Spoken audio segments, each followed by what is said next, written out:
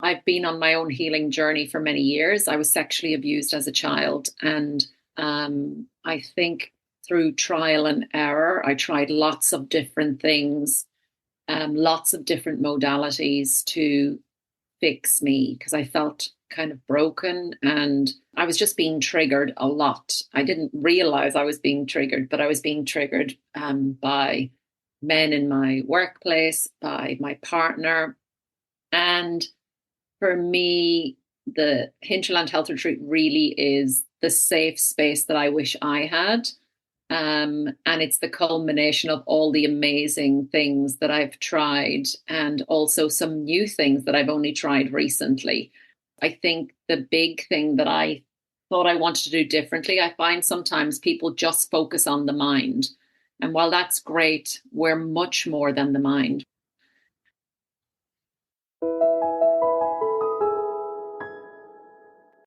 Welcome to Linda's Corner, where we bring more hope, healing, and happiness to the world. My name is Linda Bjork, and today we're going to be talking about managing stress, anxiety, and PTSD.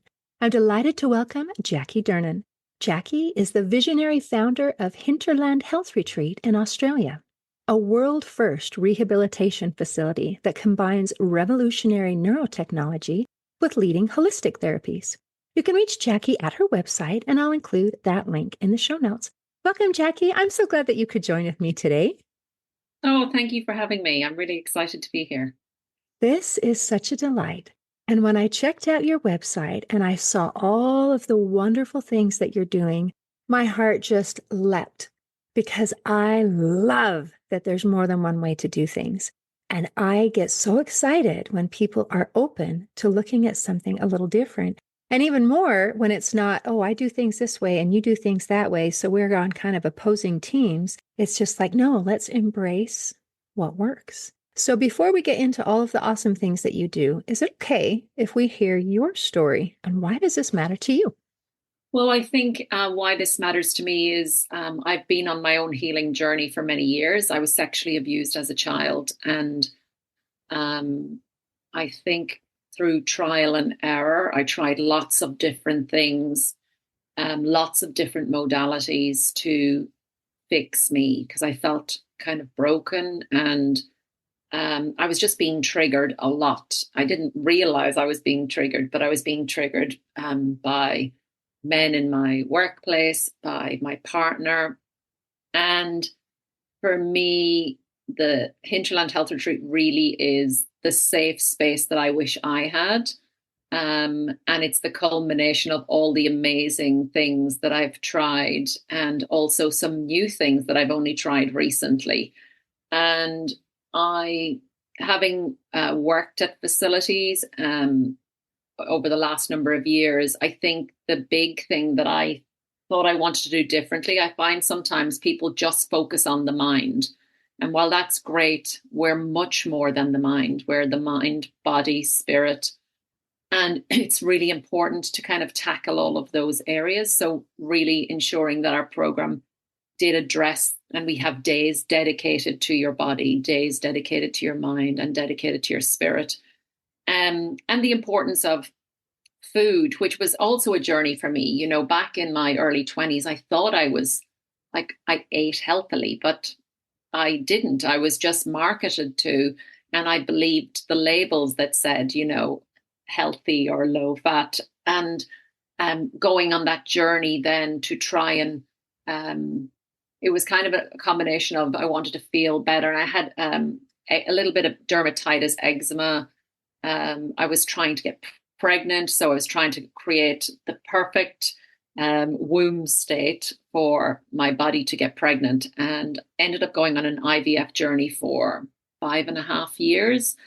So through that, there was a huge exploration of food, the benefits of eating whole food, trying many different types of eating from keto, paleo, autoimmune paleo, and then also even just using supplementation or vitamins to help support my body in that process. So I think the birth child of all of this is everything that I've kind of learned, as well as the amazing people that I've met on the way. I don't claim to know everything.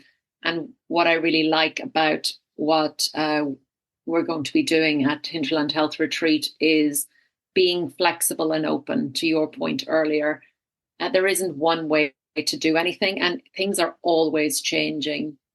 And we have brought a lot of neurotechnology from the US that's not available really outside of the US at the moment. And this combination is not available anywhere worldwide, which I'm really excited about. But I can just see this space is going to advance quite a lot. We've seen that in the fitness industry, like they're starting to use AI, but in the mental health space, I think it's really just starting to unfold. So I'm really excited to be open to embrace what are the changes. How can we ultimately help people to tap into their inner power, to remove their old belief systems or old patterns of behavior, to help them be the best version of themselves and to ride those waves of life in a more resilient manner and give them whatever tools they need. So, yeah, that's it in a big nutshell.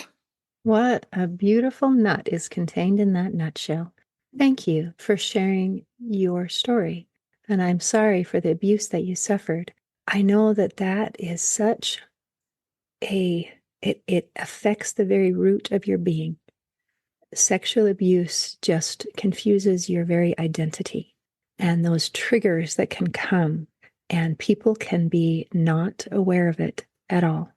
Sometimes even sexual abuse at a young age can be repressed, and the person might not even know or remember that it took place, but they still have those triggers. There's something that bothers me. I don't feel comfortable in my own skin, and I don't feel safe around certain people or certain events, certain areas, there are triggers. So having gone through those experiences, which are horrible, you have turned it into something that is good.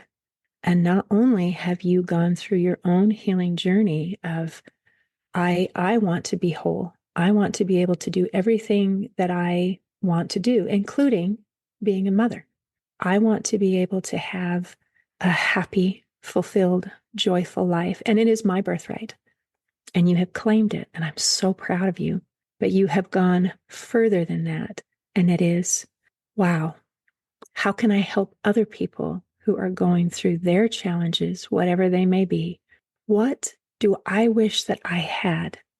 And how can I provide that for someone else? And I really appreciate you and who you are, what you have become, and what you are doing, because it matters.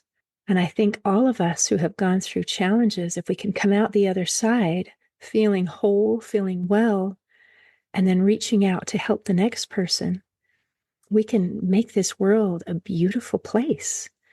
And it's one at a time. So I thank you.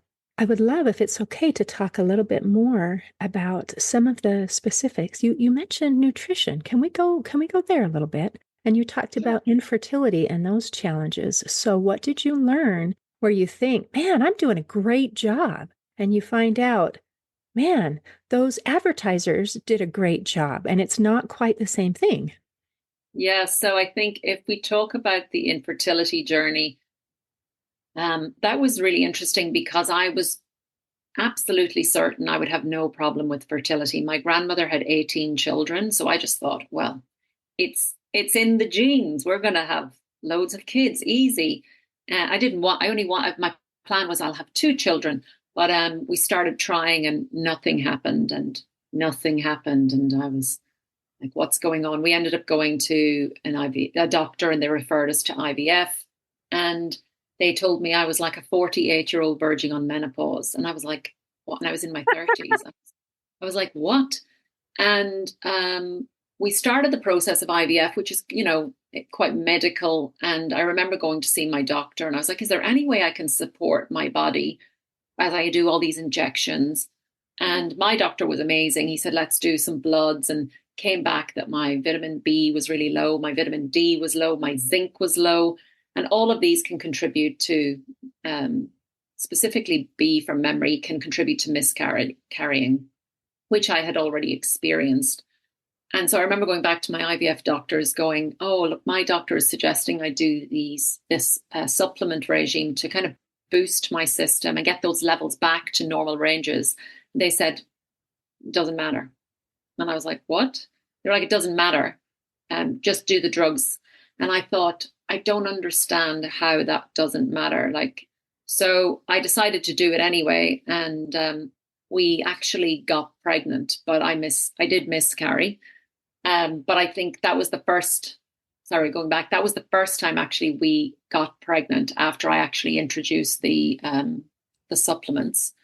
And then there was just a long road of, I tried herbs, I tried food. I think food for me was a big one because I think I was quite inflamed. And it was to do with the foods that I was eating. So I'm very aware now that dairy has an impact on my body. I also did genetic testing to really understand what was going on for me. And I had an MTHFR gene mutation. So that also, was affecting the way that my body detoxifies and trying to support that. So on my fertility journey, I had been busy taking folic acid because that's what my doctors told me to do. But as someone with MTHFR, that's highly toxic. My body can't break that down to absorb it. I need to be taking methylfolate. So when I learned that, I was like, oh. So that journey began of, oh, I need to be doing this. So it's been a very interesting experience getting to know my body as somebody who was traumatized and so disconnected from my body. Like, I didn't want to know my body. I didn't want to know little Jackie either, because my way of surviving was to disconnect. And it took a long time for me to reconnect to my body. And I remember having conversations with my husband, like if he had a pain in his elbow, he could tell you exactly where in his elbow, for example. Whereas I could say I'm in pain, but I couldn't, it's like I wasn't connected enough to tell you, almost to pinpoint the pain, if that makes sense. And it was just because I think I was out of my body more than I was in my body, if that makes sense. Because as a young girl, that's what I learned to do to survive and, to deal with what was going on. And getting comfortable being in my body, which was a very important part of becoming pregnant. Because if you're not in your body and you don't maybe even like your body. And I also had a fear. I had heard from, I think I heard it when I was younger, that if you've been abused, there's a very strong chance you will be an abuser, which was something that didn't resonate with me at all. I didn't personally feel like I would ever hurt another human being the way that I was hurt. But that went in on an unconscious level. And I think that also prevented me getting pregnant for a really long time, because I was scared that, like, what if there's any chance, if there's any chance in the world that could be, well, I don't want to get pregnant. I think there was an unconscious driver there. So there was a lot of working through psychologically what was going on, reconnecting to my body, getting comfortable being in my body, and getting to a space of finally getting pregnant with my little boy, which was amazing, and becoming a mum. And I feel, and, for me, then also dispelling that myth as well, being able to now be the parent and just be a person and not who has been sexually abused, who isn't an abuser, which I think is something that I lived with for a really long time. And like I said, even though I knew that wasn't going to happen, it's one thing, believing that, and then there's another thing, living it. Absolutely. So, yeah. Thank you for sharing this new layer of Jackie. And it helps us to gain some more insight in your experience, and also not only the things that you went through your healing, but the things that were going on inside. And I appreciate that. And I'm sure that people are listening. There will be some who will say, oh, I know exactly what you're talking about. I know what it feels like to feel disconnected from my body and to not want to be connected to my body. And those who have been abused, who have that fear of, I don't want to continue the cycle. And even if that means I can't be a parent, whatever it takes, I am not going to continue that cycle. And isn't it beautiful to know that there are other ways to break the cycle than to not become a parent, that we can break the cycle as we heal ourselves? So that's super, super important you brought up. Now, we've been talking about, I love that there's more than one thing that works. I love that. And I love the open-mindedness. And one thing that makes me sad is when you go to a physician and they say, it doesn't matter. It doesn't matter. Just take the drugs.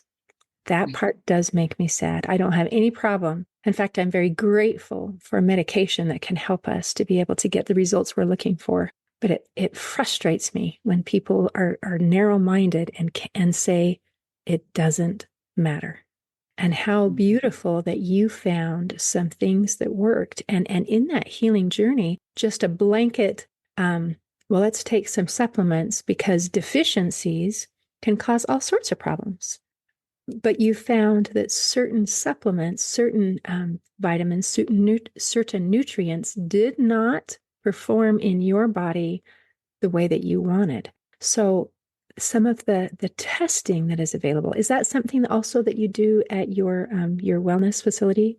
Yes, definitely. Because I think, again, based on my own experience, and we have some amazing doctors on board who are really into doing genetic testing to understand your genetic makeup and what is there certain supplementation that you do need because you may be missing certain snippets. And in my case, MTHFR, which is I think it's more common and than people are aware of. And yes, so that's definitely part of the process, as well as doing comprehensive bloods and really understanding physically what's going on, understanding, getting the person to tell us what's going on by filling in comprehensive forms, but then getting a support person. So it could be their partner, their mother, their brother, because it's always good to hear that from someone else's point of view, because they may be able to shed light that the person themselves, like, because I'm sure if you spoke to my husband, he would have a different version of what went on for me during that time, which is also provides a golden nugget, because sometimes we can't even see ourselves what is going on for us. And it's easy now sitting here, in my 40s and looking back in hindsight, there's so many things I see, but going through it as a young person, I was completely unconscious. Like, I was unconscious to the fact how much I was hiding. I didn't want to be seen. So I would never wear a skirt or a dress, very irregular. You would never really see me because I didn't want to be dressed in the feminine, because I didn't want to attract attention. But that was all unconscious. It wasn't, I would never get my nails painted. I didn't want to use makeup. I just didn't want to draw attention to me. And I've seen that with clients over the years, and two extremes where people will get their face or tattooed.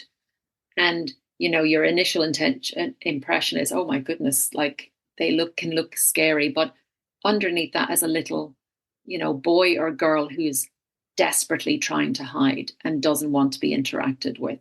So I think people who have been abused or experienced trauma try to hide themselves in different ways. And that could be socially isolating themselves, the way they dress, what they, whether they cover their face or cover themselves in a certain way so that they can hide and they don't draw attention. Because if they get attention, someone may do something that Hurts them. that hurts them ultimately. Wow. Boy, I am so grateful you're doing what you're doing. You are the right person for the job because Yeah. you can see things that someone who hasn't had those experiences isn't going to notice. So I appreciate that. And I'm also enjoying the process that you are explaining, that this is individually tailored and that it's not just by blood work and tests, you are listening to the person.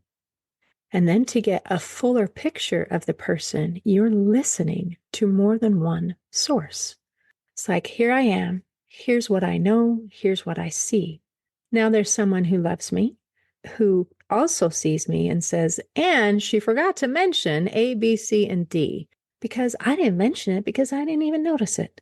It was such a part of me that why should I bring it up? So I love that comprehensive approach where this is treating a person and not like a disease or an ailment or some disorder. It's a person. So that just makes me very happy. Yeah, I think that's so important because we are all unique, and it depends where you are on your journey of healing as well. What what's going to resonate for you?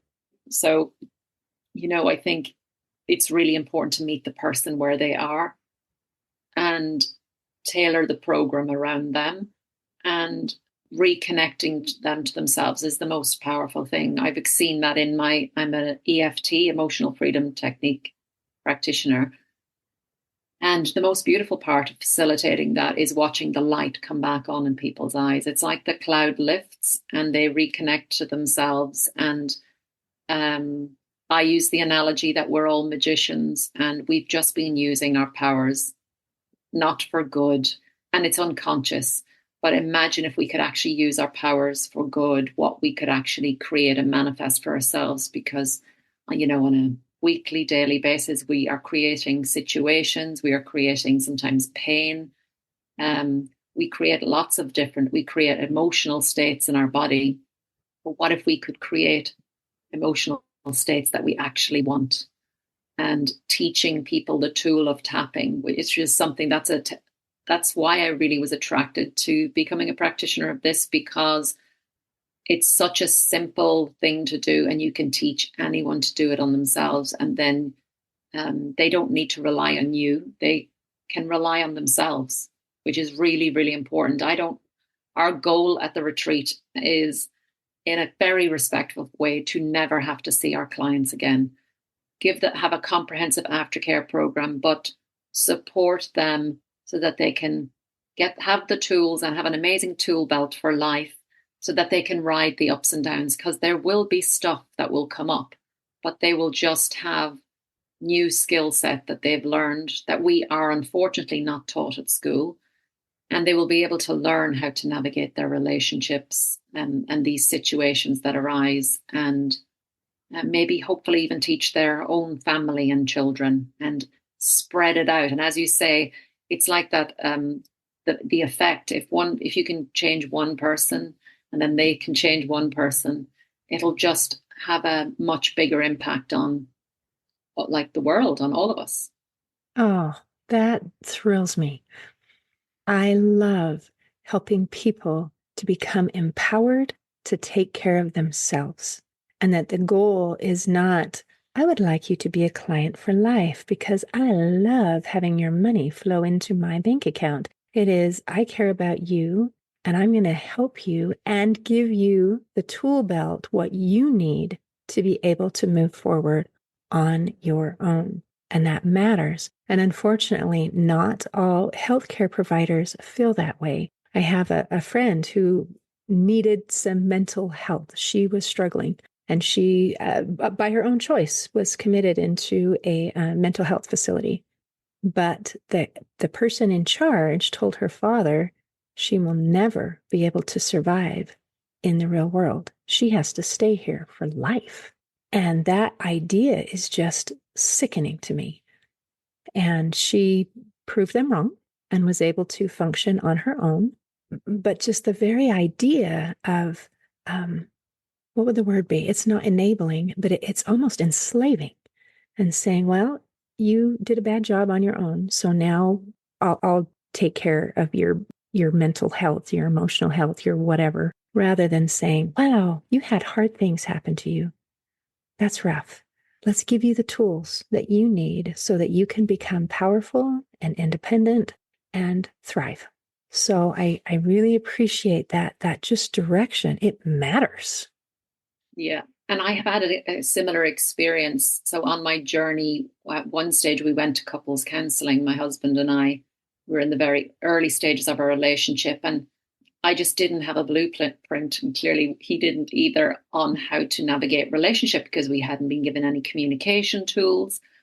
And so we went to a counselor to help us with communication. And he asked us to see us one individually and then together. And when we were, I think it was when I was in an individual session with him, he was asking us about how many sexual partners, and he drew the conclusion, quite like your friend. His judgment was of the situation, because I hadn't had as many sexual partners as my husband, or as many as he deemed I should have had, that I would have a midlife crisis and I would have an affair on my husband. And I remember sitting there going, who do you think you are that you would know who I am at my core, and that I would do that? And how is that empowering the individual? Because you're casting, it's almost like they're casting a spell on you to go, this is what you're going to go do, because I have all this experience, because I am the person who has the title of counselor or psychologist. And the same for your friend. It's like they're telling them that they don't have the ability to, get out of that facility. I believe we are magicians, and we can manifest, and we can create amazing things, and we can heal ourselves given the right environment, making sure that that person feels safe, number one. And I'm sure your friend probably didn't feel safe in that moment, because they're saying you're going to have to stay here. So creating a very safe space at Hinterland is really important for me, because I know how important it is at your core for someone who has had trauma. And also having a safe space for practitioners, because, I've worked in places where, it may not have been ideal. Like, I want to make sure that everyone feels safe, because that resonates out of people. And all of the practitioners we have, we're still in the recruitment phase. We have a lot of them on board, but really just beautiful, heart-centered beings who are there for the reason of they want to help others. And like any profession, I think there's people out there who may be like, let's say, teachers, and they've just done it for 40 or 50 years and they don't have the passion anymore. I want to make sure that the people that are on our team are incredibly passionate about helping people reconnect themselves and releasing all of these old traumas, beliefs, patterns of behavior, and empowering the individual. I think it's all about empowerment. And I want to make sure that there is no casting judgment. You will never be, or I predict this will happen. We do not have the power. We are not in that individual's shoes. We have no idea what they can create. But if I'm going to be predicting anything, I'd be predicting that they'll be creating great things, not, casting doubt and negativity. Like, that's, I just don't think that's helpful for any individual. Neither do I. Oh, Jackie, this has been a delightful conversation, and I'm so excited for what you're doing. Is there anything else you want to make sure that we cover before we close today? Just if anybody's interested or wants to learn more, just visit the website, which is hinterlandhealthretreat.com. There's a wait list on there, so you can join our wait list, and we'll be in touch. But yes, we're located on the Sunshine Coast in Queensland, Australia, beautiful part of the world. And the property itself, there is something very magical about the land. And I think reconnecting to nature is so important as part of the healing process. And I'm really excited for the people who get to come and stand on this land, because that too plays a role in the healing. It's divinely magical, and it's very transformative, and I think that's going to play a big role as well. So if people are interested, yes, go visit the website and we will be in touch, and you'll probably end up speaking to me, because I like to reach out to everyone and have a chat with them initially about what, where they're at and what's going on for them. Oh, how lovely. Jackie, thank you so much for visiting with me today. Oh, thank you so much for having me. It's been a pleasure. For me as well. In closing, I'd like to share a quote by Jan Mundo. She said, "Be willing to do whatever it takes to be a warrior for your own health." Today, I invite our listeners to become warriors for your own health. See you next time on Linda's Corner. Thanks for listening. Please share and subscribe to help us reach new listeners. And if you'd like to heal your life from the inside out, there is a free video series at hopeforhealingfoundation.org. Just click on the free stuff tab. I also invite you to grab a copy of one of my books, like Crushed, A Journey Through Depression, and You Got This, an action plan to calm fear, anxiety, worry, and stress. See you next time on Linda's Corner.